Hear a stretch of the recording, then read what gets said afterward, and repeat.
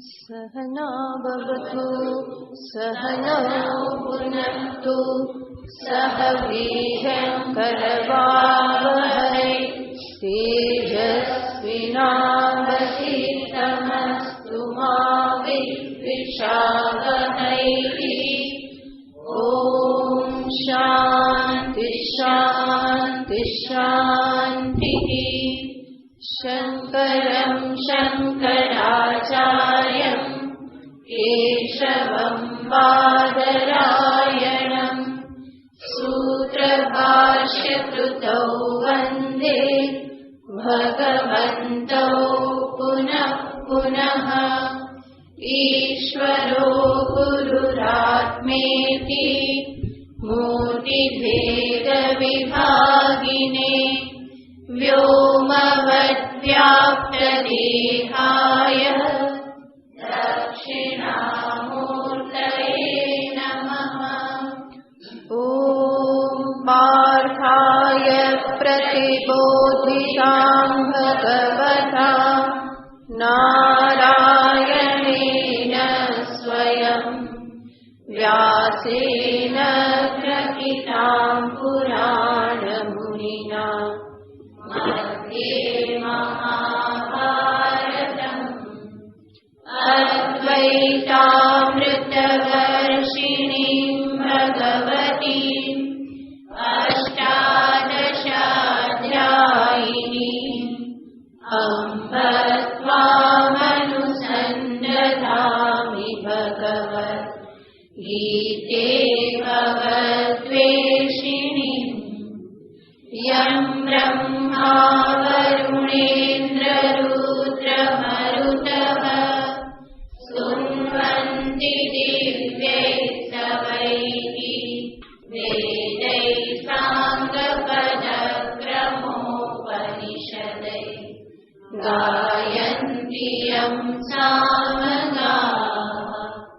ज्ञानावस्थिततद्गतेन मनसा पश्यन्ति यं योगिनः यस्यान्तं न विदुःसुरासुरगणा देवाय तस्मै नमः।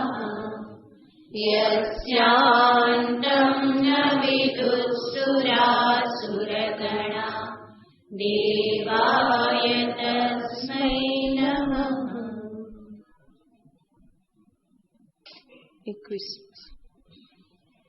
श्रीभगवानुवाच वेदाविनाशिनं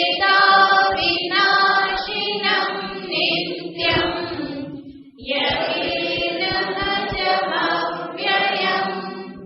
कथं स पुरुषः पार्थ कं घातयति हन्तिकम् वासांसि जीर्णानि यथा विहाय नवानि गृह्णाति नरोपराणि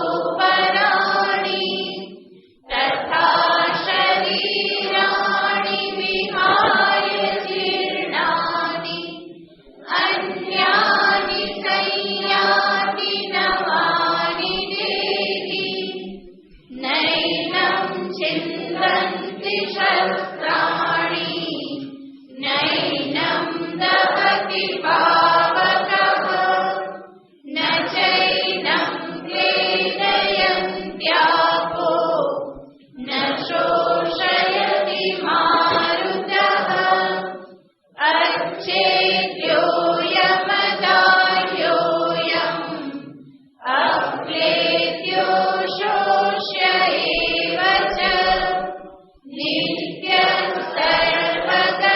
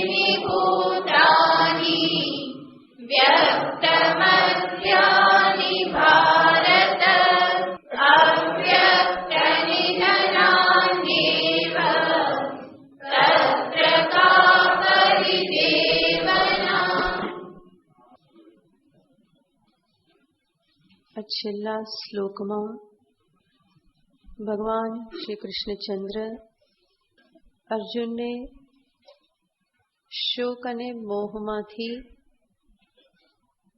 પાર કરવાને માટે વ્યાવહારિક દ્રષ્ટિકોણથી ઉપદેશ આપી રહેલા છે. ભગવાન કહે છે કે આ સમસ્ત પ્રાણીજાત આદિમાં અવ્યક્ત હતી, વચ્ચે વ્યક્ત થાય છે અને ફરી અવ્યક્તમાં લીન થઈ જાય છે. તો વ્યક્ત થવું, ફરી અવ્યક્ત થવું, ફરી વ્યક્ત થવું, અવ્યક્ત થવું, આ જે ઘટમાળ જે છે એ ઘટમાળ ચાલી જ રહેલી છે. અને જે આ પ્રમાણેનો જ સ્વભાવ હોય તો સ્વભાવને માટે ક્યારેય પણ શોક કરવાનો ના હોય. આ શ્લોકના આપણે બે અર્થ જોયેલા હતા. એક તો અવ્યક્તયાને પ્રકૃતિ વેદાંત દ્રષ્ટિથી માયા, અને બીજો અવ્યક્તનો અર્થ જોયેલો હતો બ્રહ્મ પરમાત્મા.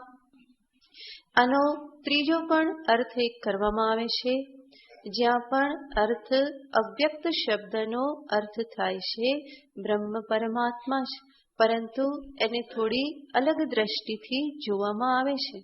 તો ગયા વખતે આપણે જે અર્થ જોયેલો હતો ત્યાં જોયું હતું કે એક જ બ્રહ્મ સર્વરૂપે અભિવ્યક્ત થઈ રહેલ છે. બ્રહ્મની જ અભિવ્યક્તિ છે, ફરી અનભિવ્યક્તિ છે, ફરી અભિવ્યક્તિ છે, ફરી અનભિવ્યક્તિ છે. તો એ રીતે ત્યાં જોયેલું હતું જે કંઈ પણ મધ્યમાં જે વ્યક્ત થયેલું દેખાય છે એ પ્રતીતિ માત્ર છે. આદાવંતે ચ યન્નાસ્તિ વર્તમાનેપી તત્તથા, એ રીતે ત્યાં અર્થ જોયેલો હતો. હજુ ત્રીજી રીતે પણ અર્થ કરવામાં આવે છે, જ્યાં અવ્યક્ત શબ્દનો અર્થ ફરી થાય છે બ્રહ્મ પરમાત્મા જ. તો અહીંયા ભગવાન કહે છે અવ્યક્તાદિની ભૂતાની, આ બધા જ ભૂત ક્યાં હતા તો કે અવ્યક્ત પરમાત્મામાં હતા. ભગવાન પણ બ્રહ્મને માટે અવ્યક્ત શબ્દ વાપરે છે.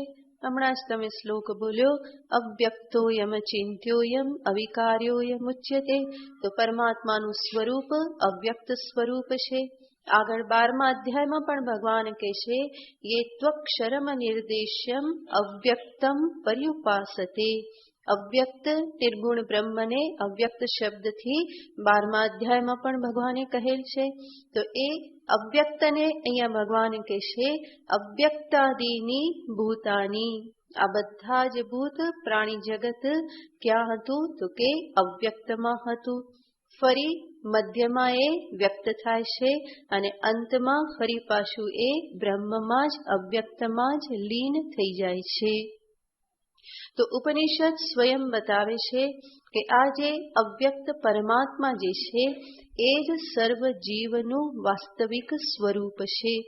એની ઉપાસના કરવાને માટે ઉપનિષદ કહે છે તજ્જલાનિતિ શાંત ઉપાસિત.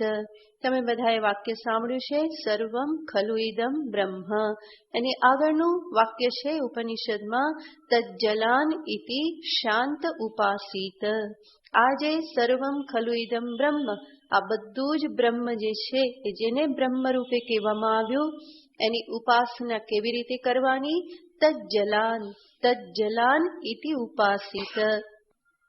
જે જાતે વાંચીને અર્થ કરે એવો અર્થ કરે કે એ જળ છે એ પ્રમાણે ઉપાસના કરો, પરંતુ એ જલ છે એ પ્રમાણે ઉપાસના નહીં. જલાન એ ઉપનિષદનો શબ્દ છે અને ઉપનિષદના શબ્દ એટલા બધા ગંભીર હોય છે, એમાં એટલો ગૂઢ અર્થ છુપાયેલો હોય છે કે જે જાતે જાતે સમજી શકાતો નથી. તો તજ્જલાનનો અર્થ થાય છે તજ્જ તલ્લ તત અન્ન ઇતિ તજ્જલાન. તજ્જ એનો અર્થ થાય છે એમાંથી ઉત્પન્ન થયેલું. તત પરમાત્મામાંથી આ જગત સર્વ પ્રાણી જગત ઉત્પન્ન થયેલ છે. તલ્લ એનો અર્થ છે તસ્મિન લીયતે, ફરી પાછું એમાં જ લય પામી જાય છે. અને તદ અનિતિ પ્રાણીતિ, મધ્ય અવસ્થામાં બ્રહ્મમાં જ સ્થિત રહેશે, એમાં એ જીવનને પ્રાપ્ત કરે છે. તો આ રીતે બ્રહ્મની ઉપાસના કેવી રીતે? જેમાંથી આ જગત ઉત્પન્ન થયું, જેમાં સ્થિત છે, ફરી પાછું જેમાં જતું રહેશે, લય પામી જશે, એ પ્રમાણે એ શાંત બ્રહ્મની તું ઉપાસના કર. આ પ્રમાણે ઉપનિષદ કહે છે. તો ઉપનિષદ પણ બતાવે છે કે બધું જ પહેલા ક્યાં હતું? અવ્યક્ત બ્રહ્મમાં હતું. અને એ બધું અવ્યક્ત બ્રહ્મમાં હતું એને જ દર્શાવતા શ્રુતિ કહે છે કે સૃષ્ટિની આદિમાં શું હતું? સદૈવ સૌમ્ય, પહેલા એક સત પરમાત્મા જ હતા અને એમાંથી જ આ બધું ઉત્પન્ન થયેલું છે. અને ફરી પાછું ક્યાં લય પામી જશે? એ પરમાત્મામાં જ ફરી પાછું એ લય પામી જશે. એનો અર્થ શું થયું? ઉત્પન્ન થતા પૂર્વે બધું શું હતું? બ્રહ્મરૂપ હતું. અને લય થયા પછી બધું શું બની રહેશે? બ્રહ્મરૂપ. અને જ્યારે વ્યક્ત થાય છે ત્યારે પણ બ્રહ્મરૂપ જ છે. પરંતુ ભ્રાંતિ શું થાય છે? જાણે કે અબ્રહ્મ થઈ ગયું. બ્રહ્મ જ છે છતાં પણ બ્રહ્મરૂપે એ જણાતું નથી. નામરૂપે વ્યાકરણવાણી, નામ અને રૂપ દ્વારા જે અભિવ્યક્ત થઈ ગયું એને પછી બ્રહ્મ તરીકે જઈ શકાતું નથી. અજ્ઞાનના કારણે એને નામરૂપ તરીકે જ ઓળખી લેવામાં આવે છે. તો ભગવાન અહીંયા કહે છે અવ્યક્તાદિની ભૂતાની, પહેલા બધા ક્યાં હતા? બ્રહ્મમાં જ હતા. બ્રહ્મમાં જ હતા એનો અર્થ શું? બ્રહ્મ સ્વરૂપ જ હતા. જેવી રીતે કહેવામાં આવે કે આ ઘટ પહેલા માટીમાં હતો. ઘટ માટીમાં હતો એનો અર્થ શું? માટી રૂપ જ હતો. અને ઘટ અંતે લય પામીને ક્યાં જતો રહેશે? માટીમાં જતો રહેશે. માટીમાં જતો રહેશે એનો અર્થ શું? માટી રૂપ જ બની રહેશે. અને જ્યારે મધ્યમાં વ્યક્ત થયો છે ત્યારે માટી જ છે છતાં પણ ત્યારે કંઈક ભૂલ થઈ જાય છે. શું ભૂલ થઈ જાય છે? માટીને શું ઓળખી લેવામાં આવે છે? ઘટ તરીકે ઓળખી લેવામાં આવે છે. પણ છે તો શું? બ્રહ્મ સ્વરૂપ જ છે. એવી જ રીતે આ સમસ્ત પ્રાણી જગત જે છે એ ત્રણેય અવસ્થામાં બ્રહ્મ સ્વરૂપ જ છે. એટલું જ નહીં, અહીંયા આગળ વિચાર કરીએ તો જીવ જે છે એ માત્ર પ્રલય કાલે જ બ્રહ્મમાં અવ્યક્ત કે લીન થઈ જાય છે એવું નથી, પરંતુ રોજ રોજ સુષુપ્તિ કાલે પણ એ ક્યાં જાય છે? પોતાના બ્રહ્મ સ્વરૂપમાં જ એ પહોંચી જાય છે. એટલા માટે ઉપનિષદ કહે છે સતા સૌમ્ય સંપન્નો ભવતી. સુષુપ્તિ કાલે સતા સતની સાથે આ જીવ જે છે એ સંપન્ન એટલે કે એક થઈ જાય છે. તો સુષુપ્તિમાં રોજ રોજ જીવ જે છે એ કેવો થઈ જાય છે? અવ્યક્ત બ્રહ્મ સ્વરૂપ થઈ જાય છે. અને એમાંથી જાગ્રત સ્વપ્નમાં ફરી વ્યક્ત થાય છે. જાગ્રત સ્વપ્નમાં વ્યક્ત થયા પછી ફરી પાછો એ સુષુપ્તિમાં અવ્યક્ત બ્રહ્મ સ્વરૂપે રહી જાય છે. તો જ્યારે જ્યારે સુષુપ્તિ અવસ્થા પ્રાપ્ત થાય ત્યારે જીવ ક્યાં હોય છે? પોતાના સ્વરૂપમાં હોય છે. એટલા માટે જ ત્યાં ઉપનિષદે કહ્યું કે એ સતની સાથે એક થઈ જાય છે. અને બીજું આપણે એનું કારણ જોઈએ તો ઉઠ્યા પછી બધા કેવા હોય છે? તાજા માજા, હે ને? બહુ આનંદ થયો, બહુ આનંદ થયો. એ આનંદ ત્યાં કોઈ વિષય હતા ખરા? શબ્દ સ્પર્શ રૂપ રસ ગંધ સુષુપ્તિમાં કઈ નથી. અને છતાં પણ સુવામાં આનંદ આવે જ છે. બધું છોડીને સુવા માટે તૈયાર થાય છે. શા માટે? કારણ કે ત્યાં એ પોતાના આનંદ સ્વરૂપની સાથે એક થઈ જાય છે, એમાં એ લીન થઈ જાય છે. આપણને સ્વાભાવિક પ્રશ્ન થાય કે રોજ રોજ સુષુપ્તિમાં આનંદ સ્વરૂપમાં એક થઈ જવા છતાં જાગે ત્યારે પાછા કેમ કોરા ને કોરા? જાગે ત્યારે ફરી પાછા અધૂરા ને અધૂરા કેમ જાગીએ છીએ? ત્યાં જો પૂર્ણ બ્રહ્મ, પૂર્ણ આનંદ સ્વરૂપ બ્રહ્મની સાથે એક થઈ જતા હોઈએ તો શા માટે ઉઠ્યા પછી અધૂરા રહીએ છીએ?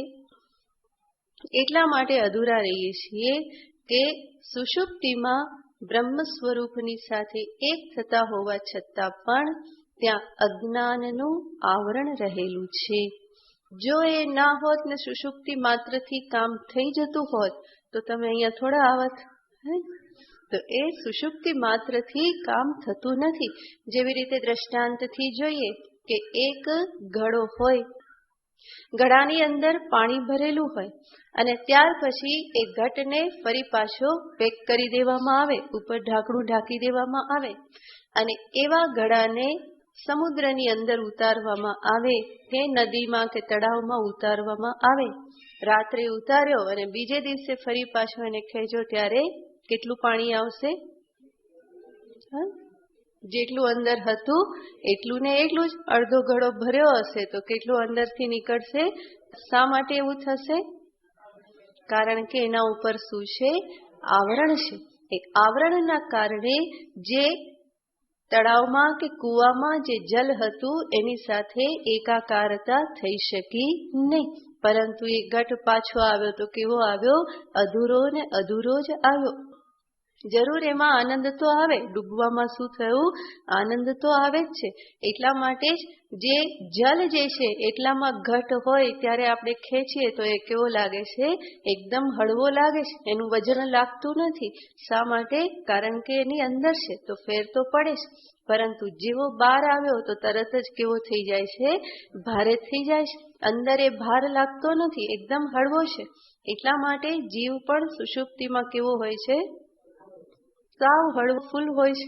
પરંતુ છતાં પણ અજ્ઞાનરૂપી આવરણના કારણે એ ત્યાં પોતાના પૂર્ણ સર્વવ્યાપક બ્રહ્મ સ્વરૂપની સાથે એકાકાર થતો હોવા છતાં પણ આ આવરણના કારણે એ કેવો રહેશે?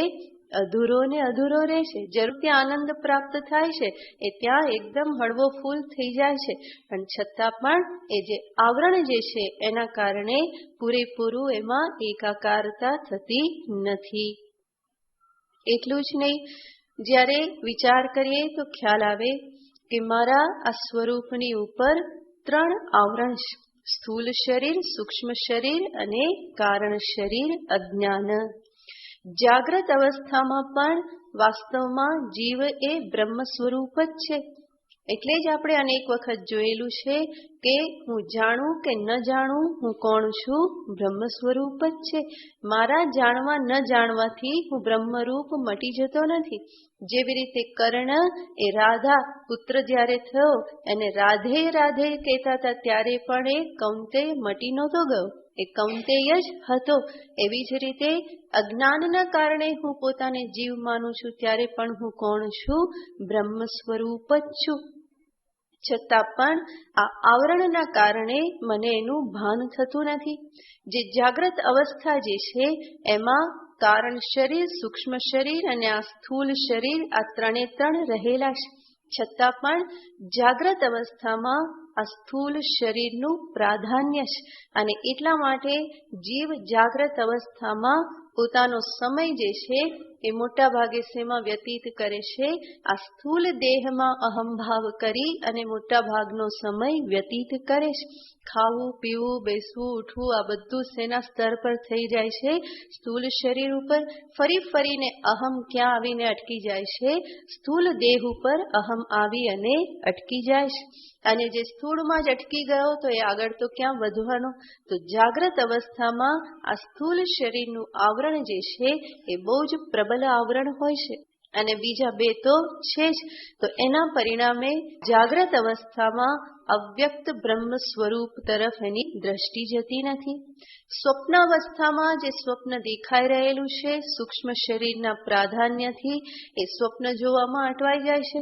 સ્વપ્ન જોતી વખતે પણ જીવ સ્વયં જ્યોતિ સ્વરૂપ હોય છે, છતાં પણ પોતાના સ્વયં જ્યોતિ સ્વરૂપને એ ત્યાં બરાબર ઓળખી શકતો નથી. સ્વપ્નના પદાર્થો, વિષયો, વ્યવહારોમાં એ પોતે એમાં ઉલજી જાય છે અને પરિણામે જ્યોતિ સ્વરૂપને સમજી શકતો નથી. અને એનાથી આગળ જ્યારે સુષુપ્તિમાં જાય, જ્યાં સ્થૂલ શરીર નથી, સૂક્ષ્મ શરીરનો પણ લય થઈ જાય છે, છતાં પણ અજ્ઞાન એવું ને એવું રહેલું છે, માટે ત્યાં પણ પોતાના અવ્યક્ત બ્રહ્મ સ્વરૂપને એ સમજી શકતો નથી.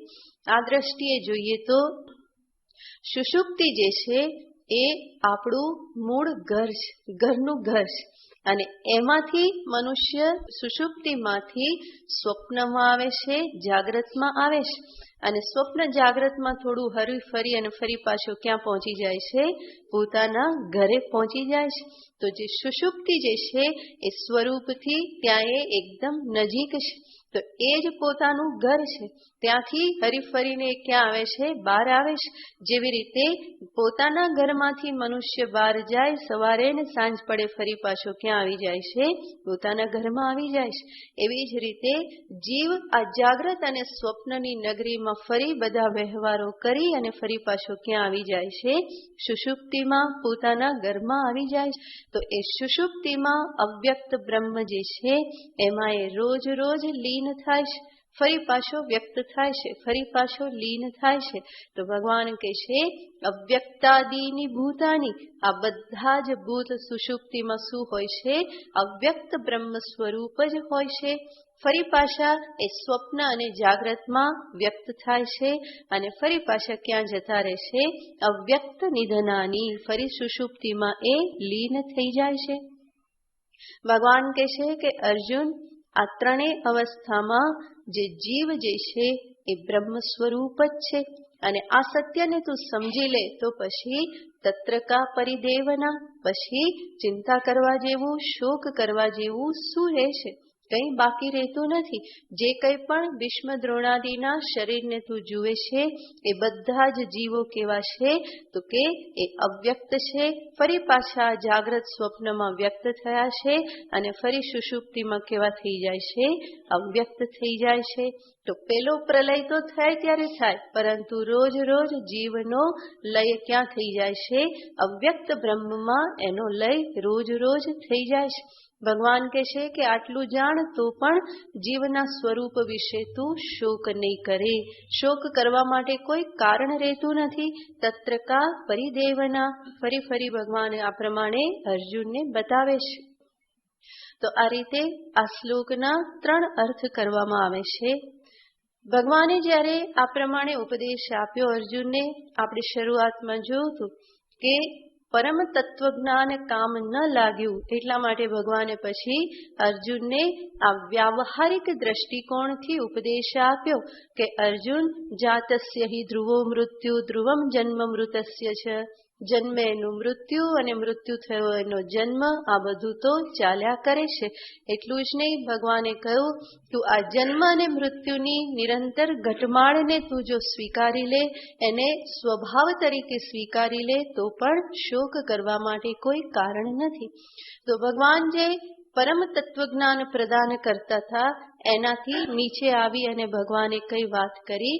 વ્યાવહારિક દ્રષ્ટિકોણને સામે રાખી અને આત્મતત્વને સમજાવવાની કોશિશ કરી. ભગવાને જ્યારે આવું શરૂ કરી દીધું તો અર્જુનના મુખ ઉપર ફરી કોઈક વિચિત્ર ભાવ દેખાયા. પહેલા તો તત્વજ્ઞાન પ્રદાન કર્યું તો અર્જુનના મુખ ઉપર કોઈ ભાવ નહીં દેખાયા, કોઈ આનંદ, કોઈ પ્રસન્નતા, કંઈ નહીં દેખાયું. એટલા માટે ભગવાને વ્યાવહારિક દ્રષ્ટિકોણથી ઉપદેશ આપ્યો. વ્યાવહારિક દ્રષ્ટિકોણથી ઉપદેશ આપ્યો તો અર્જુનને મનમાં થોડી ગ્લાનિ થવા લાગી હશે, થોડી શરમ આવવા લાગી હશે. અર્જુનને થયું કે પેલી વાત તો મને કંઈ સમજમાં નહીં આવી, એટલે ભગવાને શું કહેવું પડ્યું? આ વ્યાવહારિક વાતો મારી સામે કેવી પડી. અને એટલા માટે અર્જુનને શરમ આવી હશે કે હું કેવો અધિકારી, મને ભગવાને તત્વજ્ઞાન આપ્યું, સમજમાં નહીં આવ્યું અને ભગવાને મને શું કહેવું પડ્યું? આ વ્યાવહારિક બધો ઉપદેશ, વ્યાવહારિક દ્રષ્ટિકોણથી ઉપદેશ આપવો પડ્યો. આ પ્રમાણેના વિચારથી અર્જુનને થોડી શરમ આવી હશે, પોતાના અધિકારીત્વ માટે એને અંતરમાં કોઈ ગ્લાનિ થઈ હશે. એવા કોઈ ભાવ ભગવાનને અર્જુનના મુખ ઉપર દેખાયા. એટલા માટે ભગવાન હવે અર્જુનને તરત જ કહેશે કે અર્જુન, આમાં તારો કોઈ દોષ નથી. આ તત્વજ્ઞાન જ એવું દુર્લભ છે અને એટલા માટે એકવાર કહેવાથી ન સમજાય તો એમાં કંઈ તારો દોષ કહેવાય નહીં. હું કહું ને તરત સમજાઈ જાય એવું જરૂરી નથી, કારણ કે આ તત્વજ્ઞાન અત્યંત દુર્લભ છે, અત્યંત ગંભીર છે. સર્વસામાન્ય મનુષ્યને માટે એ ઉપલબ્ધ થતું નથી. તો આવી જે તત્વજ્ઞાનની દુર્લભતા જે છે એને સામે રાખી અને ભગવાન અર્જુનને આશ્વસ્ત કરવાને માટે આગળ કહેશે કે અર્જુન, આ કેટલું બધું દુર્લભ છે, તું સાંભળ. તો આગળનો શ્લોક. આશ્ચર્યવત પશ્યતિ કશ્ચિદેનમ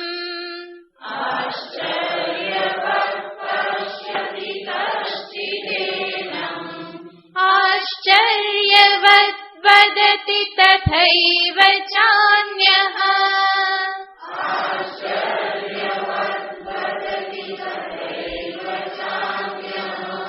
આશ્ચર્યવત ચૈનમન્યઃ શૃણોતિ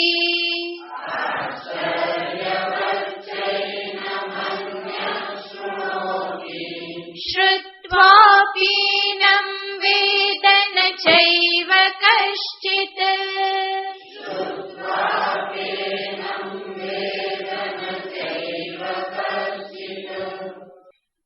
ગીતાજીનો બહુ સુંદર શ્લોક છે, જેમાં ભગવાન આ તત્વજ્ઞાનની દુર્લભતા, તત્વજ્ઞાન જેણે પ્રાપ્ત કરી લીધું એની દુર્લભતા, તત્વજ્ઞાનનો ઉપદેશ આપનાર ગુરુની દુર્લભતા, તત્વજ્ઞાનને સાંભળવા આવનાર જે શ્રોતા જે છે એની દુર્લભતા, અને સાંભળ્યા પછી જેણે પ્રાપ્ત કરી લીધું એની દુર્લભતા, આ બધાનું નિરૂપણ ભગવાન આ શ્લોકમાં કરે છે. ભગવાન ફરી ફરીને અહીંયા એક શબ્દનો પ્રયોગ કરે છે, આશ્ચર્યવત. આશ્ચર્યવત વદતિ, આશ્ચર્યવત પશ્યતિ, આશ્ચર્યવત શૃણોતિ. આ આશ્ચર્ય શબ્દ જે છે એનો અર્થ થાય છે કે જ્યાં શું થતું રે, તો કે આહ આહ ઇતિ ચરતી. જેને સાંભળવામાં, જોવામાં, બોલવામાં હંમેશા શું થતું રે, આહ એવા ઉદ્ગાર નીકળતા રે. ઓ આ પ્રમાણે ઓ થતું રે. એ શું કહેવાય? આશ્ચર્ય. આપણે કંઈ પણ અભૂતપૂર્વ જોઈએ, અદ્ભુત જોઈએ તો મુખમાંથી શું ઉદ્ગાર નીકળી જાય છે? આહ. એ પ્રમાણે ઉદ્ગાર નીકળી જાય. તો આહ ચરતી યસ્મિન ઇતિ આશ્ચર્યમ. આશ્ચર્ય કોને કહેવાય? જ્યાં શું થઈ જાય? આહ એ પ્રમાણે ઉદ્ગાર નીકળી જાય. તો અહીંયા ભગવાન કહેશે કે અહીંયા શ્રોતા, વક્તા, ઉપદેશ, દર્શન આ બધું જ કેવું છે? દરેક વખતે શું થતું રે? અહો અહો આહ એ પ્રમાણે થતું રે. તો સર્વપ્રથમ ભગવાન અહીંયા કહેશે આશ્ચર્યવત પશ્યતિ કશ્ચિત એનમ. દરેક વાક્યમાં આશ્ચર્યવત એ અનેક રીતે અન્વય પામે છે. ભગવાન અહીંયા કહેશે કે આ આત્મતત્વને આશ્ચર્યવત પશ્યતિ કશ્ચિત એનમ. તો જે કશ્ચિત સાધક પશ્યતિ, અને એ જે સાધક જે છે એ કેવો છે? આશ્ચર્યવત. સાધક કેવો છે? કશ્ચિત સાધક. જે જુએ છે એ સાધક કેવો છે? તો કે આશ્ચર્ય છે. એટલું જ નહીં, એ જેને જુએ છે આત્મતત્વને, એનમ આત્મતત્વમ, એ આત્મતત્વ પણ કેવું છે? આશ્ચર્યવત છે. અને પશ્યતિ, એ જે જુએ છે એનું દર્શન જે છે એ પણ કેવું છે? આશ્ચર્યવત. તો જોનારો, જોવાનું જે છે વિષય અને જોવાની ક્રિયા, આ બધું જ કેવું છે? આશ્ચર્યવત. શા માટે આ પ્રમાણે ભગવાન કહે છે? એક એકને આપણે જોઈએ તો સર્વપ્રથમ ભગવાન કહે છે કે આને જોનારો કશ્ચિત સાધક આશ્ચર્યવત. આ સાધક જે છે, જે આને જુએ છે, જો પશ્યતિ, જેનું દર્શન કરે છે, એ કેવો છે? આશ્ચર્યવત છે. શા માટે આશ્ચર્યવત છે?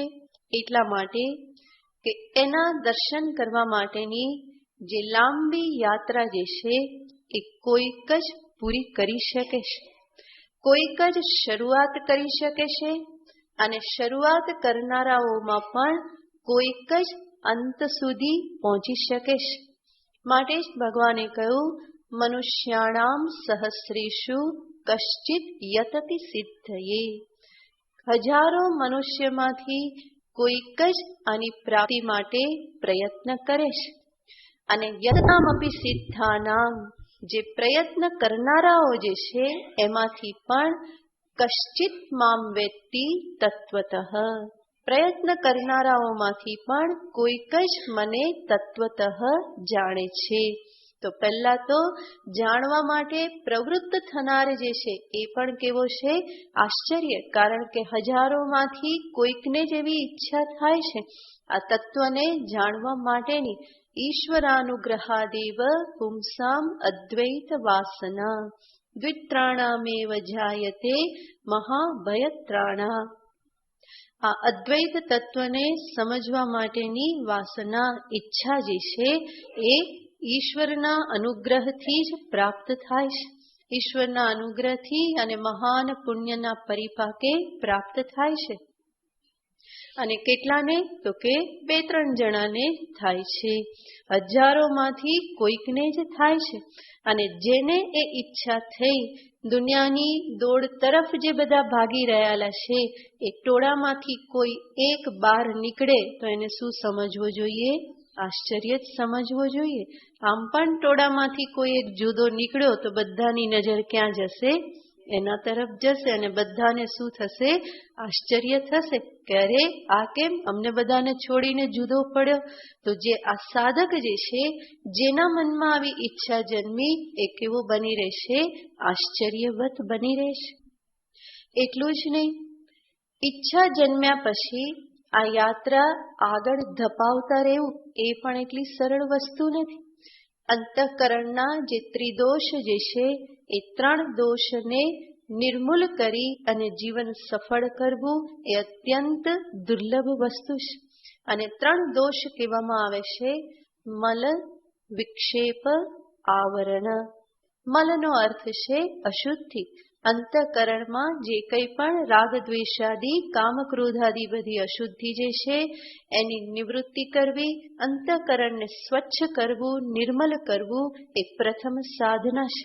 એ ધર્માચરણથી કર્મ જે છે, જે વેદ વિહિત કર્મ, ધર્મ કર્મ, નિત્ય નૈમિત્તિક કર્મના અનુષ્ઠાનથી આ શુદ્ધિ પ્રાપ્ત થાય છે. અને એવા નિત્ય નૈમિત્તિક કર્મ કરનારા કેટલા? વૈદિક કર્મ જે છે, યજ્ઞયાગાદી એને છોડી દઈએ તો પણ સામાન્ય નિત્ય કર્મ લઈએ. સામાન્ય નિત્ય કર્મ યાને ઈશ્વરને પ્રાર્થના કરવી, કંઈક શાસ્ત્રનું વંચન કરવું, સૂર્યદેવને નમસ્કાર કરવા, અર્ઘ્ય આપવો, ગાયત્રી આદિ જપ કરવા, કંઈક પાઠ પારાયણ કરવા, આટલું કરનારા પણ કેટલા? અને એ પણ નિયમિત કરનારા કેટલા? તો બહુ જ ઓછા લોકો હોય છે. તો એવા નિત્ય નૈમિત્તિક કર્મ કરીને અંતરને શુદ્ધ કરનારા એ બહુ જ ઓછા લોકો છે. માત્ર અંતર શુદ્ધ થવાથી પણ કાર્ય સિદ્ધ થઈ જતું નથી. શુદ્ધ થયા પછી પણ એમાં ચંચળતા, વિક્ષેપ, આ દોષ એમાં રહેલા હોય છે. અને એ ભગવત ભક્તિ, ઉપાસના વગર એ દોષમાંથી છૂટી શકાતું નથી. જે અંતઃકરણ શુદ્ધ થયા છતાં પણ ચંચળતા એમાં બની રહેતી હોય છે. માટે જ ઘણા શુદ્ધ અંતઃકરણ વાળા હોય તો પણ શાંતિથી બેસી શકતા નથી. અને કંઈ ને કંઈ કામ કરવા જોઈએ. સમાજ સેવક હોય એ સેવા કરે છે, અંતર શુદ્ધ છે, સ્વાર્થ આદિ નથી, રાગ દ્વેષ નથી, છતાં પણ એને કહેવામાં આવે કે 1 કલાક શાંતિથી બેસો તો એ તૈયારી હોતી નથી. કંઈક કામ આપો, સેવા આપો, એ કરી છૂટીએ, પરંતુ શાંતિથી બેસવાનું નહીં થાય. તો એ જે ચંચળતા જે છે એ છૂટતી નથી. અને ચંચળતા છોડવાને માટે એના માટે ભગવત ભક્તિ, ઉપાસના એ જ ઉપાય છે. ઠરીઠામ થઈ અને ઈષ્ટદેવને પ્રાર્થના કરવી, જપ કરવા, ધ્યાન કરવું, આ બધી ઉપાસના કહેવામાં આવે છે. તો એ કરી અને અંતે અંતઃકરણને એકાગ્ર બનાવી શકાય. અને આ કોઈ બહુ જલ્દી થનારું નથી. ભગવાન સ્વયં ગીતાજીમાં કહે છે, શનૈહિ શનૈહિ ઉપરમેત. મનને ધીમે ધીમે શાંત કરાશે. એ અચાનક થઈ જવાનું નથી. તો એ એટલી ધૈર્ય, અંતરમાં એટલું ધૈર્ય ધારણ કરવું એ પણ એટલી સરળ વસ્તુ નથી. બીજી બાજુ ઇન્દ્રિયોની બહિર્મુખતા પણ જન્મો જન્મથી ચાલી આવે છે. સ્વયં ઉપનિષદ કહેશે, પરાંચિખાની વ્યતૃણત સ્વયંભુ તસ્માત પરાંગ પશ્યતિ નાંતરાત્મન. કઠોપનિષદમાં યમરાજા નચિકેતાને કહે છે કે આ બ્રહ્માજીએ આ બધી ઇન્દ્રિયોને બહિર્મુખ બનાવી અને શું કરી નાખ્યું? હિંસા કરી નાખી. તો બ્રહ્માજીએ હિંસા કરી નાખી, એમાં બિચારા બ્રહ્માજીનો કોઈ દોષ નથી. હિંસા કરી નાખી એમનો દોષ નથી. સ્વયં એ જ પ્રમાણે બહિર્મુખ થઈ અને પૂર્વનું જીવન જીવેલું છે. માટે આ જન્મમાં પણ ઇન્દ્રિય શું કરવાની? બહિર્મુખ જ રહેવાની છે. આપણે જેવી સામગ્રી આપીએ એ પ્રમાણે બ્રહ્માજી બનાવે. બ્રહ્માજી તો કોણ છે? બનાવનારા છે. મટીરિયલ તો કોણ આપે છે? જીવ પોતે જ આપે છે. પોતે જ કર્મ કરે છે, પોતે જ પૂર્વનું જીવન જીવે છે. એને અનુરૂપ ફરી પાછું બીજું જીવન એને પ્રાપ્ત થાય છે. તો પોતે પૂર્વ જીવનમાં એ બહિર્મુખતા, વિષય ભોગ એમાં ને એમાં જ જો જીવન વિતાવેલું હોય તો આ જન્મમાં પણ ઇન્દ્રિયો કેવી રહેવાની છે? એટલી જ બહિર્મુખ રહેવાની છે. ઈચ્છે ન ઈચ્છે પૂર્વના સંસ્કાર જો બહુ જ પ્રબળ હોય તો આ બહિર્મુખતામાંથી બહાર આવવું બહુ કઠિન થઈ જાય છે. એટલા માટે ત્યાં કોઈ બ્રહ્માજીને વચ્ચે લાવ્યા છે, પણ વાસ્તવમાં બ્રહ્માજીનો દોષ નથી. જેવું મટીરિયલ આપીએ એ પ્રમાણેનો માલ બને ને. આપણે જો કાકડાવાળા ઘઉં ત્યાં ઘંટીમાં દળાવવા આપીએ તો લોટ કેવો આવે? કાકરાવાળો આવે. અને પછી આપણે કહીએ કે આવો કેમ કર્યો, તો એ દોષ કોનો કહેવાય? પોતાનો જ કહેવાય. જેવો માલ એ પ્રમાણે બધું ફરી પાછું સામું મળે. તો અહીંયા પણ પૂર્વનું જીવન જો ભોગમય જીવેલા હોય, ઇન્દ્રિયોને બહિર્મુખ રાખીને જ જીવન જીવાયેલું હોય, તો આ જન્મમાં પણ શરૂઆત કેવી થવાની છે? એ બહિર્મુખતાથી જ શરૂઆત થવાની છે. છતાં પણ માનવ જન્મ મળ્યો એટલા માટે નિરાશ થવાનું કારણ નથી. કઈ પૂર્વની પૂંજી ન હોય તો પણ જો અત્યારે દ્રઢ પરિશ્રમ કરવામાં આવે તો પણ જરૂર સફળતા પ્રાપ્ત થાય. જેમ વ્યાવહારિક જીવનમાં જોઈએ તો દરેક બાળકને પિતા તરફથી કઈ બહુ મોટો વારસો મળતો હોતો નથી. ઘણાને બહુ મળતું હોય અને ઘણાને કઈ ના મળ્યું હોય, છતાં પણ એ જાત મહેનતથી ઘણું બધું ઊભું કરી શકે છે. પરિશ્રમના પરિણામે શૂન્યમાંથી સર્જન કરી શકે છે. એવી જ રીતે સાધક પણ જાગ્યો ત્યારથી સવાર, હવે ખબર પડી, હવે પરિશ્રમ કરે તો પણ એ ઘણું બધું ભાથું ભેગું કરી શકે છે. પરંતુ આવા પરિશ્રમ કરવાની તૈયારી, આવું ધૈર્ય ધારણ કરવાની તૈયારી કેટલી વ્યક્તિઓમાં હોય છે? બહુ જ જૂજ વ્યક્તિમાં હોય. એટલા માટે ભગવાન કહે છે કે આ તો જે આવી રીતે પ્રવૃત્ત થયો એ કેવો કહેવાય? આશ્ચર્ય જ કહેવાય. અને એનાથી પણ આગળ માત્ર આટલું કરવાથી પણ કામ નહીં ચાલે. મુખ્ય આવરણ અજ્ઞાન જે છે એને તો દૂર કરવાનું છે. અને એની ફરી પાછી સાધના ક્યાંથી શરૂ થાય છે? વિવેક, વૈરાગ્ય, ઉપરતી, તિતિક્ષા, શ્રદ્ધા, સમાધાન, આ બધું ફરી પાછું ચાલુ થાય છે. અને શ્રવણ, મનન, નિધિધ્યાસનની સાધના, આ બધું પાર કરીને ધર્માચરણથી પ્રારંભ કરી અને અખંડાકાર બ્રહ્માકાર વૃત્તિ પર્યંતની આત્મ સાધનાને આ પાર કરનારો, ત્યાં સુધી પહોંચનારો કોઈક વિરલો જ હોય છે. અને એટલા માટે ભગવાન કહે છે કે આશ્ચર્યવત કશ્ચિત સાધક આશ્ચર્યવત પશ્યતિ. આ સાધક જે છે એ સ્વયં કેવો બની રહેશે? તો કે આશ્ચર્યવત બની રહેશે. એટલું જ નહીં, આજે સાધનાનો પ્રારંભ કરવામાં આવે, અંતરમાં એવી એક શુભેચ્છા જ્યારે જાગે કે હું કંઈક આગળ વધું, અધ્યાત્મ પથે આગળ વધું, તો એ શુભેચ્છા જ્યારે જાગે ત્યારે પણ યોગ્ય માર્ગ મળી રહેવો એ પણ અત્યંત દુર્લભ છે. નહીં તો અનેક પ્રકારના મતાંતર વાળા બંધી સંપ્રદાયો જે છે એમાં જો ક્યાંક આડાઅવળો અટવાઈ ગયો તો એ ગલીગુચીમાંથી ફરી પાછું હાઈવે પર આવવું બહુ કઠિન થઈ જાય. એમાં ને એમાં એ અટવાતો રહેતો હોય છે. તો સીધો માર્ગ જો ન મળે તો ફરી પાછો ઘણો બધો સમય બરબાદ થઈ જતો હોય છે. તો જે સીધો માર્ગનો અર્થ છે, ગીતાજી જે બતાવે છે, ઉપનિષદ જે બતાવે છે, એ સીધો માર્ગ છે. અને એના સિવાયના જે માર્ગમાં જો આડો અવડો ક્યાંય ચડી ગયો તો ફરી પાછો આ માર્ગ સુધી આવવામાં જ ઘણો બધો સમય વ્યતીત થઈ જાય છે. અને આજકાલ તો બધા દુકાન ખોલીને બેઠેલા હોય છે ને, જેવી રીતે બીજી દુકાન એવી રીતે અધ્યાત્મની પણ બધી દુકાનો છે. અને બધા બોલાવવાના, કારણ કે કોઈ રડ્યો ખડ્યો તો ત્યાં કસ્ટમર હોય છે ને. ભગવાન જ કહે છે કે મનુષ્યાણામ સહસ્રેષુ, કોઈક જ આવે છે એટલા માટે બધા એને બોલાવવા તૈયાર હોય છે. અને બધા શું દાવો કરે છે? 7 દિવસમાં સમાધિ લગાડી દઈએ, 7 કલાકમાં સમાધિ લગાડી દઈએ, અને કેટલાક તો પેકેજ આપે. અને આજકાલ શોનું મહત્વ છે? પેકેજનું જ મહત્વ છે. આ ને એની સાથે આ ને એની સાથે આ.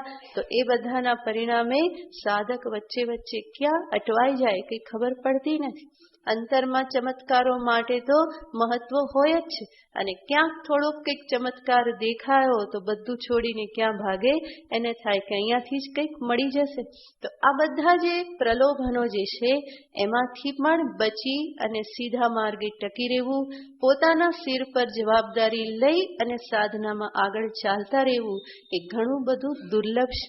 નહીં તો હંમેશા સાધકની દ્રષ્ટિએ કોઈક એવું મળી જાય, માથે હાથ મૂકી દે, ધબ્બો મૂકી દે, કંઈક શક્તિપાત કરી દે અને અમારો બેડો પાર થઈ જાય, અમારે કંઈ કરવું ના પડે. તો આવી તો અંતરમાં ઈચ્છા બધાને રહેલી હોય, બહાર બતાવો કે ના બતાવો, પણ અંદર તો શું હોય કે આવું કંઈક થઈ જાય તો કેવું સારું. આ રોજ ઉઠીને દર સોમવારે ને શુક્રવારે ક્યાં અહીંયા આવવું, એના કરતા ફટાફટ પતી જાય તો કેવું સારું. તો આવી ઈચ્છા તો અંદર રહેલી હોય, પરંતુ એનાથી કામ ચાલતું નથી. જે પોતાના સિર પર જવાબદારી લે એ જ આ પથે આગળ વધી શકે છે. જે પ્રમાણે વધે છે એને સહાય કરનાર શાસ્ત્ર, ગુરુ, સંતો, આચાર્ય આ બધા જ મળી રહેશે. ઈશ્વરની સહાય પણ મળી રહેશે, પરંતુ પહેલા એ ચાલવા માટે તૈયાર થવું જોઈએ. એટલું જ નહીં, ફરી આ પથમાં પોતાના જ મનની અંદર રહેલી અનેક માન્યતાઓ, પૂર્વગ્રહો આ બધું પણ વચ્ચે આડું આવતું હોય છે. પોતાની માન્યતાઓને એક બાજુ કરી, પૂર્વગ્રહોને એક બાજુ કરી અને સહજ ભાવે, સરળ ભાવે ઉપદેશને ગ્રહણ કરવો એ પણ અત્યંત દુર્લભ છે. જેણે એ પ્રમાણે પોતાના અહંકારને એક બાજુ કરી અને શુદ્ધ શ્રદ્ધા અને સદ્ભાવ સાથે જેણે શ્રવણ કરવા માટે મનને તૈયાર કરી લીધું, તો એ વસ્તુ પણ અત્યંત દુર્લભ છે. નહીં તો અહંકાર એવો છે કે જે કોઈ આચાર્યની શરણમાં જવા દેતો નથી. એને થાય કે હું જાત મહેનતથી બધું કરીશ, વાંચીને પણ કરી લઈશ, મારી રીતે હું કરીશ, પરંતુ ક્યાંય શરણે નહીં થવું. તો આ માર્ગ તો ગુરુગમ બધી ચાવી રહી, બધી ચાવી ગુરુ પાસે છે, આચાર્ય પાસે છે. જાતે જાતે માથા પછી કરવાથી કંઈ હાથમાં આવતું નથી. તો એવી રીતે અહંકારને એક બાજુ મૂકી અને કોઈની શરણે જઈ સત્સંગ કરવો, શાસ્ત્રને સમજવા માટે પ્રયત્ન કરવો, આ બધી જ બાબતો અત્યંત દુર્લભ છે. અને આ બધી બાબતોને જે પાર કરી ગયો એને ભગવાન કહેશે કશ્ચિત આશ્ચર્યવત. કોઈક મનુષ્ય કે જે ખરેખર આશ્ચર્યવત જ. અને એ કોને જુએ છે? એનમ આશ્ચર્યવત આત્માનમ પશ્યતિ. એ કોનું દર્શન કરે છે? આત્મદર્શન કરે છે. અને એ આત્મ સ્વરૂપ જે છે એ આત્મ સ્વરૂપ પણ સ્વયં કેવું છે? ભગવાન કહે છે આશ્ચર્યવત. આત્મ સ્વરૂપ સ્વયં જે છે એ પણ આશ્ચર્યવત છે. શા માટે એ આશ્ચર્યવત છે? કારણ કે જ્યારે આ તત્વને માટે શોધવાનો પ્રયત્ન ચાલુ થાય છે ત્યારે હંમેશા પ્રયત્ન ક્યાં થતો રહેશે? બહાર ને બહાર થતો રહેશે. પરંતુ જ્યારે ઉપલબ્ધ થાય છે તો એ ક્યાં ઉપલબ્ધ થઈ જાય છે? પોતાનામાં જ ઉપલબ્ધ થઈ જાય છે. અને ત્યારે જે છે એને બહુ આશ્ચર્ય થાય છે. આ તત્વ એટલા માટે જ આશ્ચર્યકારક બની રહેશે. જેને હંમેશા બહાર શોધવા પ્રયત્ન કરતા હતા એ વાસ્તવમાં તો કેવી રીતે ઉપલબ્ધ થઈ જાય છે? પોતાના રૂપે જ ઉપલબ્ધ થઈ જાય છે. માટે અનેક વખત આપણે જોયેલું છે, જે ગોતે તે પોતે. જે ગોતતો તો, શોધતો તો, એ વાસ્તવમાં કોણ છે? પોતે જ છે. તો આ રીતે આ તત્વ જે છે એ સ્વયં આશ્ચર્યકારક છે. સ્વયં શ્રુતિ પણ એનું નિરૂપણ કરતા કરતા ચૂપ થઈ જાય છે. એટલા માટે શ્રુતિને પણ શું થઈ જાય છે? આશ્ચર્ય થઈ જાય છે. ચકિતમભિદત્તે શ્રુતિરપી, શ્રુતિ પણ ચકિત થઈ અને એના વિશે કંઈક બોલી અને અંતે ચૂપ થઈ જાય છે. કારણ કે તત્વ કેવું છે? અવાંગ મનસ ગોચર, જે વાણી અને મનનો વિષય ક્યારેય પણ બનતું નથી. એટલું જ નહીં, આ જે તત્વ જે છે એ એટલું સૂક્ષ્મ તત્વ છે કે જે કોઈ પ્રમાણનો પણ વિષય બનતું નથી. જે કોઈ પ્રમાણનો વિષય ન બનતું હોય એની ઉપલબ્ધિ થાય તો એ પણ શું કહેવાય? આશ્ચર્યવત જ કહેવાય. જેને આંખથી ન જોઈ શકાય, મનથી ચિંતન ન થાય, બુદ્ધિથી પકડી ના શકાય, બીજા કોઈ યંત્રથી જેને જોઈ ના શકાય, અને છતાં પણ જો એ ઉપલબ્ધ થઈ જાય તો એ તત્વ કેવું કહેવાય? આશ્ચર્યકારક જ કહેવાય. જે કોઈની પકડમાં નથી આવતું અને છતાં પણ કોઈક વિરલાની પકડમાં આવી ગયું તો એને શું સમજવાનું? એ તત્વ કેવું છે? આશ્ચર્યકારક છે. કારણ કે સર્વમાં છે અને છતાં પણ સર્વ એને ઉપલબ્ધ કરતા નથી. નાહમ પ્રકાશ સર્વસ્ય યોગ માયા સમાવૃત, ભગવાન સ્વયં કહે છે બધાની સામે હું પ્રગટ થતો નથી, કારણ કે યોગ માયાથી હું આવૃત છું. તો યોગ માયાથી આવૃત હોય અને છતાં પણ જો એને કોઈક જોઈ શકતું હોય તો એ પણ શું છે? આશ્ચર્યવત જ છે. એવું આત્મતત્વ કે જે આવૃત થઈને રહેશે અને છતાં પણ ક્યાંક એ પોતાને જાહેર કરી દેશે, તો એ જાહેર કરી દેશે એ તત્વને શું સમજવું? એને આશ્ચર્યવત જ સમજવું રહ્યું. એટલું જ નહીં, સાથે સાથે જે જોવે છે એ પણ કેવી રીતે એને જુએ છે? આશ્ચર્યવત પશ્યતિ. તત્વ તો આશ્ચર્યવત છે જ, આશ્ચર્ય સ્વરૂપ છે, પરંતુ એ તત્વનું જ્યારે દર્શન કરે છે તો એ દર્શન ક્રિયા પણ કેવી છે? આશ્ચર્યથી ભરેલી છે. શા માટે આશ્ચર્યથી ભરેલી? કારણ કે પહેલા ક્યારેય પણ આ પ્રમાણે દર્શન કરેલું નહોતું. પોતાના સંદર્ભમાં એટલી બધી વિપરીત માન્યતાઓ હતી અને એનાથી તદ્દન અલગ રૂપે એ જ્યારે પોતાને ઓળખે, પોતાની જ જાતને ઓળખે તો એ આશ્ચર્ય જ હોય. એટલું જ નહીં, જ્યારે પ્રયત્ન થતો હતો તત્વને ઓળખવાનો તો એ તત્વ હંમેશા ક્યાં લાગતું હતું? ક્યાંક બીજે જ છે. ભગવાન હંમેશા ક્યાં બેઠા હોય? ઉપરવાળા તરીકે જેને આપણે નક્કી કરી દીધેલો છે, સાતમા આસમાને ક્યાંક બેઠેલો હોય. પરંતુ જ્યારે આ એ ઈશ્વરના વાસ્તવિક દર્શન કરે, પારમાર્થિક સ્વરૂપે દર્શન કરે તો ઈશ્વર એને ક્યાં પ્રાપ્ત થાય છે? પોતાના જ સ્વરૂપે પ્રાપ્ત થાય છે. અને માટે દર્શન કરનારો પણ શું બોલી ઉઠે છે? અહો અહમ નમો મહ્યમ. ઓ મને આશ્ચર્ય છે. કોને નમસ્કાર છે? મહ્યમ નમઃ, મને જ પોતાને નમસ્કાર છે.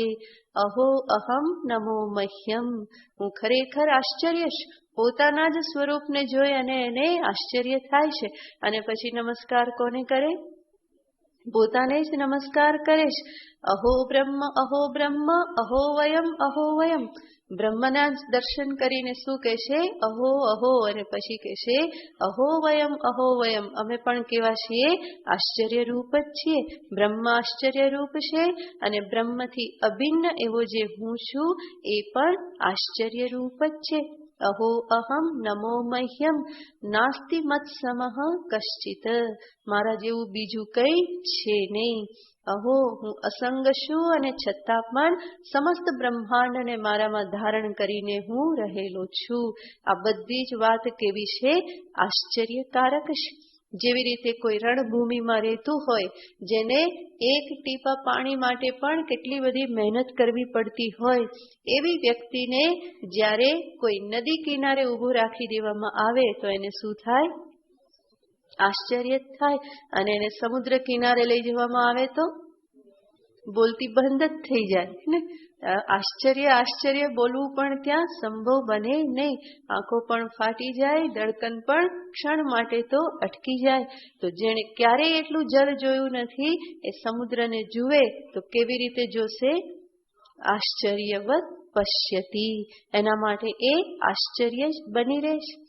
કોઈ અંધ વ્યક્તિ હોય અને એને કોઈના નેત્રનું આરોપણ કરી દેવામાં આવ્યું, જે નેત્રદાન કરવામાં આવે છે, અને એ કોઈ જે અંધ વ્યક્તિ છે એની આંખમાં એ આંખને ત્યાં ફિટ કરી દેવામાં આવી અને એ આંખ ત્યાં મૂકી દેવામાં આવી, નેત્રારોપણ કરવામાં આવ્યું, એને ત્યાં થોડો પાટો બાંધીને રાખવામાં આવ્યો અને પછી જ્યારે એના પાટા ખોલવામાં આવે, જેણે ક્યારેય દુનિયા જોઈ ન હોય અને એવી વ્યક્તિને આંખ મળી અને જ્યારે પાટો ખોલી અને જ્યારે દર્શન કરે તો એની સ્થિતિ શું થતી હશે?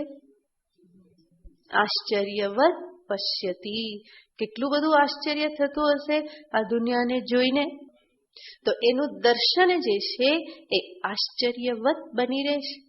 એવી જ રીતે અહીંયા પણ આજે તત્વને જોનારો જે છે એને પણ આવા કોઈક ચક્ષુ પ્રાપ્ત થઈ જાય છે, જે ચક્ષુ થકી એ આ પરમ તત્વનું દર્શન કરવું એના માટે સંભવ બની જાય છે. એ દિવ્ય ચક્ષુ છે અને દિવ્ય ચક્ષુ એટલે જ્ઞાન ચક્ષુ છે. જેને જ્ઞાન ચક્ષુ પ્રાપ્ત થયા અને એ જ્ઞાન ચક્ષુ માટે સર્વપ્રથમ શું કરવું પડે છે? સર્વને માટે અહીંયા ચક્ષુ શું છે? તો કે શાસ્ત્ર. સર્વસ્ય ચક્ષુ શાસ્ત્રમ યસ્ય નાસ્તિ સ અંધઃ એવ. સુભાષિત કે છે આ તત્વને જોવા માટે સર્વને માટે ચક્ષુ કોણ છે? શાસ્ત્ર છે. જેની પાસે શાસ્ત્ર નથી એને કેવો સમજવો? અંધ સમજવો. અને જે આ શાસ્ત્ર શ્રવણ કર્યું એને શું પ્રાપ્ત થાય છે? ચક્ષુ પ્રાપ્ત થાય છે. પરંતુ જેવી રીતે પેલી વ્યક્તિને જે નેત્રારોપણ કર્યું એના માટે પણ શું કરવું પડે છે? જે નેત્રારોપણ કર્યું પછી એ આંખને પાકવા દેવી પડે છે. જેવું આરોપણ કર્યું એવી તરત જ ખોલી દેવામાં આવતી નથી. જો એવું થાય તો શું થઈ જાય? એ ફેલ જાય. તો આંખને પણ સેટલ થવા દેવી પડે, એ પરિપક્વ થવી જોઈએ. એવી જ રીતે શ્રવણ જનિત જે જ્ઞાન ચક્ષુ મારું જે છે એ પણ મનન નિધિધ્યાસનથી પરિપક્વ થવું જોઈએ. અને એવા પરિપક્વ ચક્ષુથી પછી બ્રહ્મ દર્શન કરવું સંભવ બને છે. તો આ રીતે જે દર્શન જે થાય છે એ પણ આશ્ચર્યથી ભરપૂર બની રહે છે. આપણે અનેક વખત કથા સાંભળી છે, નવા લોકોએ નહીં સાંભળી હોય. કોઈ એક ગુરુ જે છે એમને એના શિષ્યએ પૂછ્યું કે ગુરુજી, આપને જ્યારે જ્ઞાન થયું ત્યારે આપને પહેલો અનુભવ શું થયો હતો? કેવી લાગણી થઈ હતી?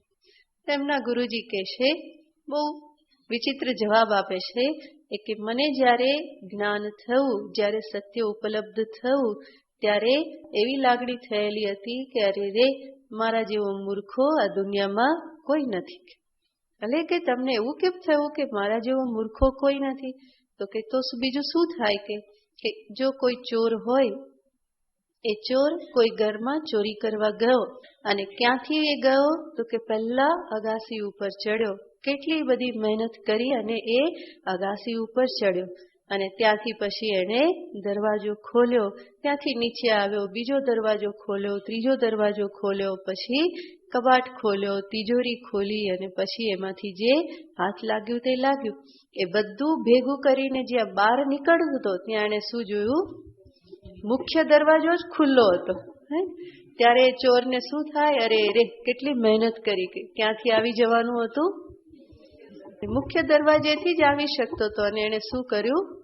છેક ઉપર ચડ્યો અને ત્યાંથી કેટલી બધી મહેનત કરી, કોઈ તાળા ખોલવાની જરૂર નહોતી. તો ત્યારે ચોરને કેવી લાગણી થાય? એને થાય ને કે હું કેવો મૂર્ખ, કારણ કે આ તો અહીંયા જ ઉપલબ્ધ હતું. એવી રીતે જ્ઞાની ગુરુજી કહે છે કે મને પણ એવું જ થયું કે હું કેવો હતો? મૂર્ખ, કારણ કે જેને હું શોધતો હતો એ તો હું પોતે જ હતો. જીવનભર જેના માટે ધમપછાડા કર્યા, કેટલા બધા શીર્ષાસન કર્યા, પરંતુ અંતે તો કોણ હતો? એ હું પોતે જ હતો. તો એ કહે છે કે આ પોતાનું જ સ્વરૂપ હતું. જન્મ જન્મથી અનેક પ્રકારે હું એને શોધતો હતો, પણ વાસ્તવમાં તો એ મારી પાસે જ હતું, ક્યાંય દૂર હતું નહીં. તો અનેક જગ્યાએ શોધવા માટે પ્રયત્ન કર્યા, અનેક પ્રકારની સાધનાઓ કરી અને અંતે શું સમજાયું? એ તો હું પોતે જ છું. તો આશ્ચર્ય પણ થાય અને સાથે સાથે શું થાય કે કેટલી મૂર્ખામી કરી, બંને સાથે થાય. શરમ પણ આવે અને આશ્ચર્ય પણ થાય. તો જોનારો જે છે એને જોઈ અને આશ્ચર્યને જ પામે છે. શિવ મહિમ્નમાં કહે છે, મનઃ પ્રત્યક ચિત્તે સવિધમ વિધાયાત્મરુતઃ. બોલો, શ્લોક આવડે છે ને?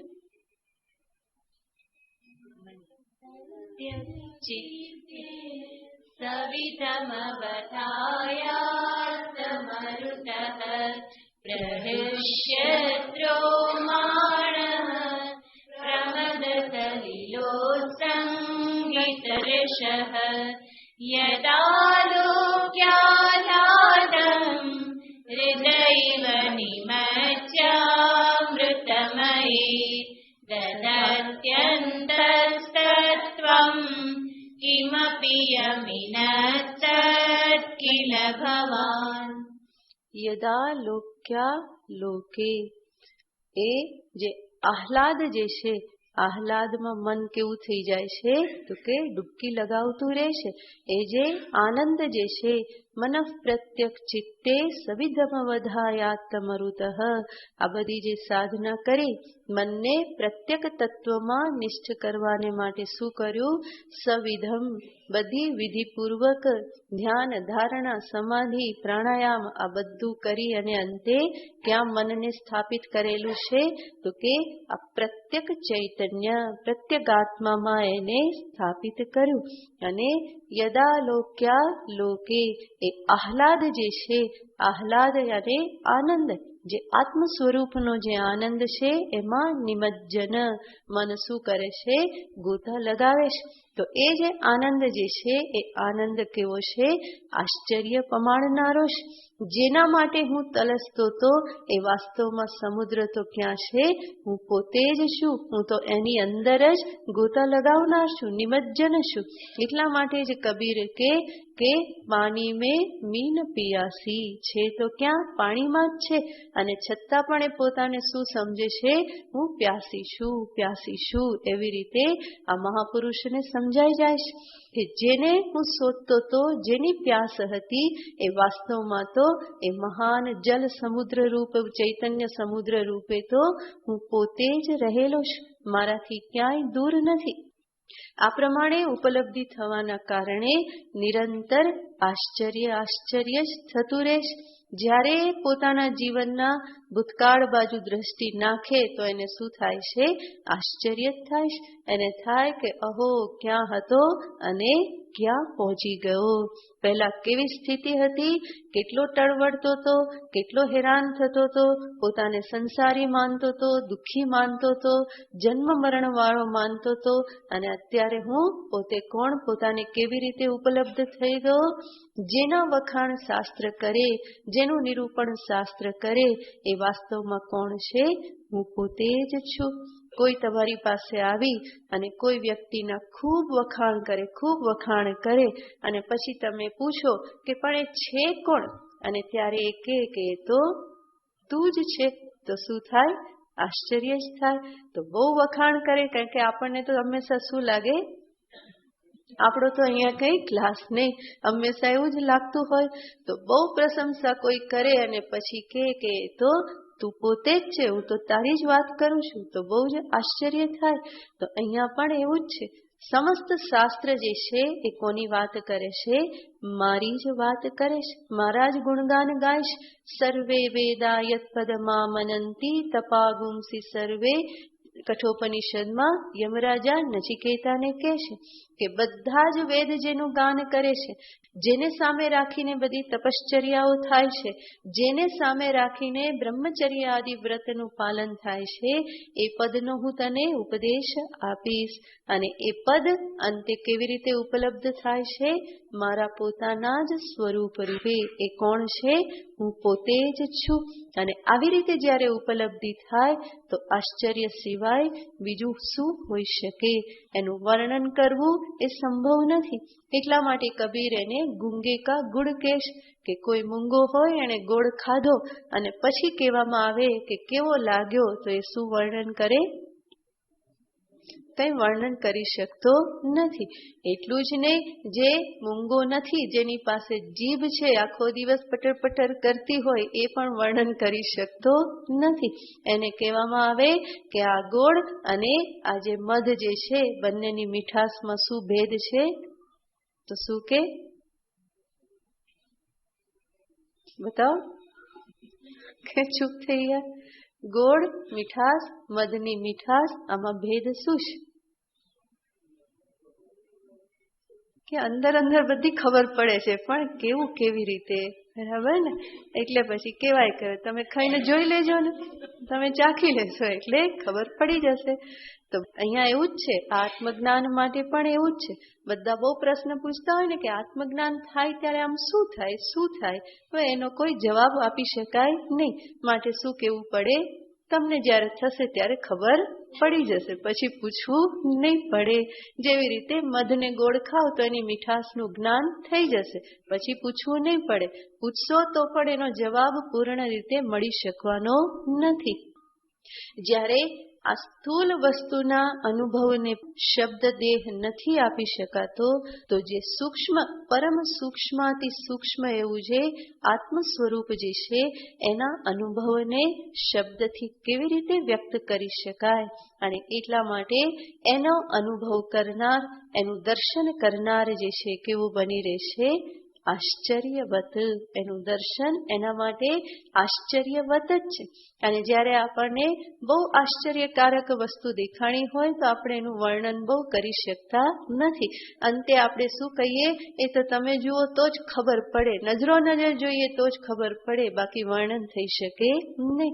તો એ આશ્ચર્યકારક વસ્તુ એનો આ સ્વભાવ છે કે પૂરેપૂરું એને શબ્દથી વર્ણન કરી શકાતું નથી. તો અહીંયા પણ આજે કશ્ચિત સાધક આત્માનમ આશ્ચર્યવત પશ્યતિ, અત્યંત આશ્ચર્ય સાથે એનું દર્શન કરે છે. તો દર્શન થાય, જ્યારે ક્લિક થાય ત્યારે થાય કે અરે આટલું જ હતું, જેના માટે હું કેટલો બધો મથતો હતો. તો જેને થાય એને પોતાને ખરેખર આશ્ચર્ય થતું રહેશે કે આટલું જ હતું, આટલું જ હતું. એટલા માટે જ સંતો જ્યારે કે આના માટે બીજું કંઈ કરવાની જરૂર નથી, તો એ સમજાતું નથી. એ ક્યારે સમજાય? બધું કરી ઊંધા ચત્તા થઈ અને પછી છેલ્લે શું સમજાય? કંઈ કરવાની જરૂર નહોતી, કારણ કે આ તો મારું જ પોતાનું સ્વરૂપ છે. પણ એ કંઈ કરવાની જરૂર નથી, એ બધું કર્યા પછી જ સમજાય. અને એવી રીતે સમજાય એ જ વધારે સારું. નહીં તો ફરી પાછું પહેલા કંઈ નહીં કરે ને ફરી પાછું શું થઈ જશે? થોડા દિવસમાં ફરી પાછું શરૂ થઈ જશે કરવાનું. તો એવું થાય તો સમજવાનું કે બરાબર આત્મસાત થયેલું નથી. તો જેને પણ આત્મસાત થાય છે એ આશ્ચર્યમાં ગરકાવ થઈ જાય છે. આશ્ચર્યવત પશ્યતિ. તો આ રીતે જે સાધક જોનારો જે છે આશ્ચર્ય છે, જેને જુએ છે આશ્ચર્યમય છે, અને જોવાની ક્રિયા જે છે એ પણ કેવી છે? આશ્ચર્યવત પશ્યતિ. આગળ ભગવાન કહેશે આશ્ચર્યવત વદતિ તથૈવ ચાન્યઃ, અને અન્યઃ આશ્ચર્યવત વદતિ. અહીંયા પણ આશ્ચર્યવત શબ્દ ત્રણેયની સાથે લઈ શકાય. આશ્ચર્યવત વદતિ એનો અર્થ વક્તા જે છે એ પણ કેવો છે? આશ્ચર્ય છે. એની જે વદન ક્રિયા, વ્યવહાર જે છે, ઉપદેશ આપવાની, એ જે બ્રહ્મ તત્વના સંદર્ભમાં કંઈ વક્તવ્ય આપવાની જે વદન ક્રિયા જે છે એ પણ કેવી છે? આશ્ચર્યવત. અને જે વક્તવ્ય વિષય જે છે એ પણ કેવો છે? આશ્ચર્યવત છે. તો વક્તા, વક્તવ્ય અને વક્તવ્ય વિષય, આ ત્રણેયની સાથે આશ્ચર્યવત શબ્દ જાય છે. એનો બોલનારો આશ્ચર્ય છે, એનું બોલવાનું પણ આશ્ચર્ય છે, અને જેના વિશે બોલે છે એ પણ કેવું છે? આશ્ચર્ય જ છે. તો સર્વપ્રથમ અહીંયા જોઈએ તો આશ્ચર્યવત વદતી. જે પણ વક્તા જે છે એ વક્તા કેવો છે? આશ્ચર્યવત. એનો કહેનારો જે છે એ આશ્ચર્ય છે. શા માટે? સૌથી પ્રથમ તો એટલા માટે કે જેણે આ દર્શન કરી લીધું એના માટે પછી બોલવું કોઈ જરૂરી રહેતું નથી. જાને સો નર ચૂપ હો જાય, બહાર કછું ન બોલે. તો એ જેણે દર્શન કરી લીધું એ તો પૂર્ણતાને પ્રાપ્ત થઈ ચૂક્યો છે. હવે એ બોલે ના બોલે એનાથી એને કઈ ફેર પડવાનો નથી. અને એ ન બોલે તો આપણે કઈ કરી શકવાના નથી. છતાં પણ કોઈ પણ સ્વાર્થ વગર, કોઈ પણ હિસાબ વગર પોતાની પૂર્ણતાને પ્રાપ્ત થઈ ચૂક્યો છે, છતાં પણ એ જો બોલે તો એને શું કહેવાય? આશ્ચર્ય જ કહેવાય. એ ચૂપ થઈ જાય, બાર કઈ ના બોલે. મન મસ્ત હુઆ તબ ક્યું બોલે? તો મન મસ્ત થઈ ગયું, એ અવધૂતી મસ્તીમાં આવી જાય તો બોલે નહીં. અને એ ના બોલે તો આપણે પરાણે બોલાવી શકવાના નથી. માટે વક્તા કે જે આ દર્શન કરી અને પૂર્ણતાને ઉપલબ્ધ થઈ ગયો એ જો એના વિશે બોલે તો એ પણ શું છે? એક આશ્ચર્ય જ છે. એટલું જ નહીં, વક્તાનું આશ્ચર્ય અનેક રૂપે છે. આ એક દ્રષ્ટિથી આપણે જોયું. બીજી અનેક દ્રષ્ટિથી પણ વક્તા એ આશ્ચર્ય રૂપ છે. કેવી રીતે? પછી જોઈશું. ઓમ પૂર્ણમદ પૂર્ણમિદં પૂર્ણાત પૂર્ણમુદચ્યતે પૂર્ણસ્ય પૂર્ણમાદાય પૂર્ણમેવાવશિષ્યતે. ઓમ શાંતિ શાંતિ શાંતિ. હરિ ઓમ. શ્રી ગુરુભ્યો નમઃ. હરિ ઓમ. पाना नंबर 116। अमरत्व को कैसे पाऊं मैं, अमरत्व को कैसे पाऊं मैं, अमरत्व को कैसे पाऊं मैं, अमरत्व को कैसे पाऊं मैं। गुरुजी बताओ मार्ग सरल सा, गुरुजी बताओ मार्ग सरल सा, गुरुजी बताओ मार्ग सरल सा, गुरुजी बताओ मार्ग सरल सा। ठहर उसी में जाऊं मैं, ठहर उसी में जाऊं मैं। अमरत्व को कैसे पाऊं मैं, अमरत्व को कैसे पाऊं मैं। आती जाती सांस तो देखो, आती जाती सांस तो देखो, आती जाती सांस तो देखो, आती जाती सांस तो देखो। बीच में उसे पहचानो रे, बीच में उसे पहचानो रे। अमरत्व को कैसे पाऊं मैं, अमरत्व को कैसे पाऊं मैं काटना केवल धोखा, मैं काटना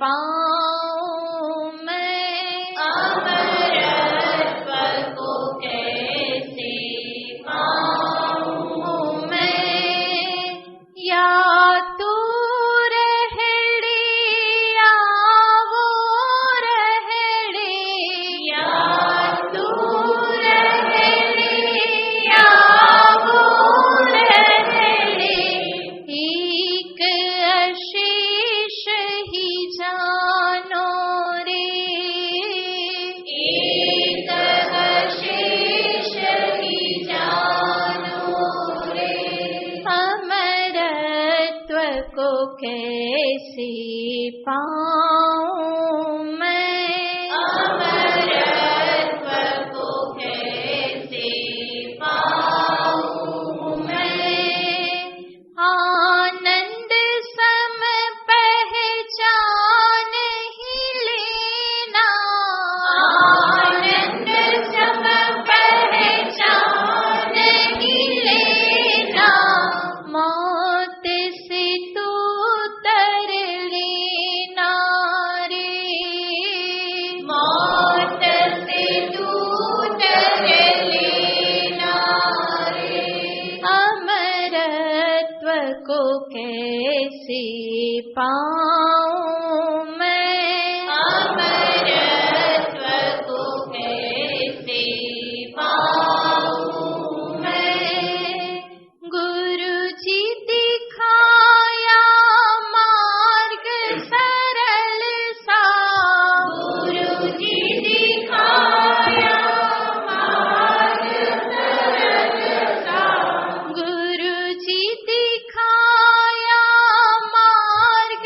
सरल सा, गुरु जी दिखाया मार्ग सरल सा, ठहर गया मैं मुझ मेरे, ठहर गया मैं मुझ मेरे, ठहर गया मैं मुझ मेरे, ठहर गया मैं मुझ मेरे, अमरत्व को ऐसे पाऊं मैं, अमरत्व को ऐसे पाऊं मैं, अमरत्व को ऐसे पाऊं मैं,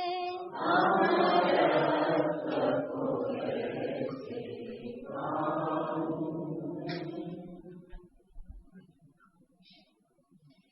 मानस भज रे गुरु चरणम, मानस भज रे गुरु चरणम, मानस भज रे गुरु चरणम, मानस भज रे गुरु चरणम, दुस्तर भव सागर तरणम,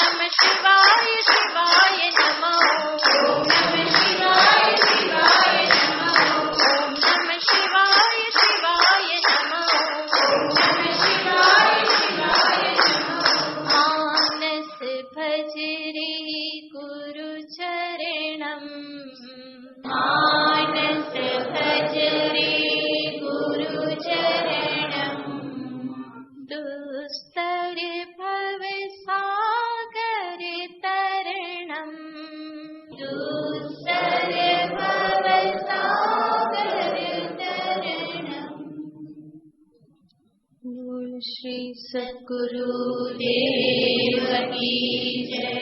श्री कृष्णचंद्र भगवान की जय। राजा रामचंद्र भगवान की जय। श्री कृपानिधि महादेव की जय। नमः पार्वती पतये हर हर महादेव।